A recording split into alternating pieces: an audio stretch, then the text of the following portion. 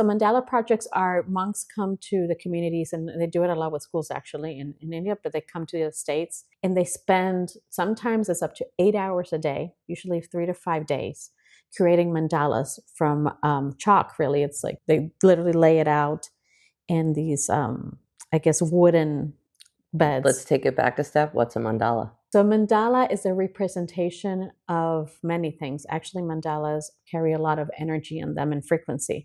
And mandalas are really symbols, and in Buddhism, they're symbols of really spiritual journeys for people, right? Like when you, and that's why they're very personalized. Like usually, there's not one mandala for one thing. There's in some paths of Buddhism there are, but usually mandalas are created for your own journey, and they're just beautiful, and they're very artistic, and they look really beautiful, but everything in a mandala has meaning usually. And then mandalas are usually meant to help a person look at the interconnectedness of things.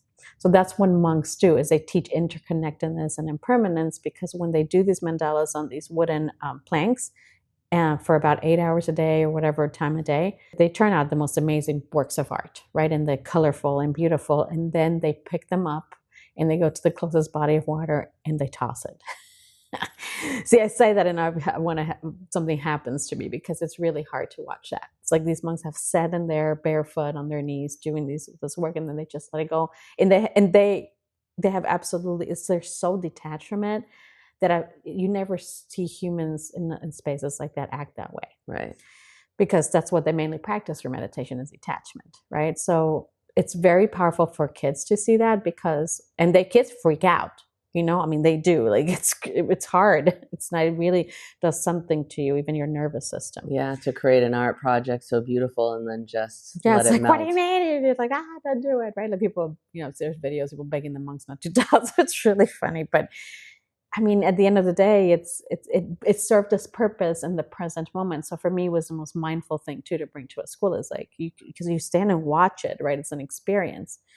So I called and they said, yes, let's do it, which was by itself, I'm like, how did that happen? And they ended up inviting me to go to India to be in an audience with the Dalai Lama and stay there with their monks. What? Yes. Exactly. That's exactly my right. I'm reading this email and I'm like, it's a wrong email. Like, you made a mistake. And she goes, no, that the owner was like, no, something told me you need to go. I'm like, I don't even practice Buddhism. Well, it's okay. You're a mindfulness teacher. You need to come back. You learn this.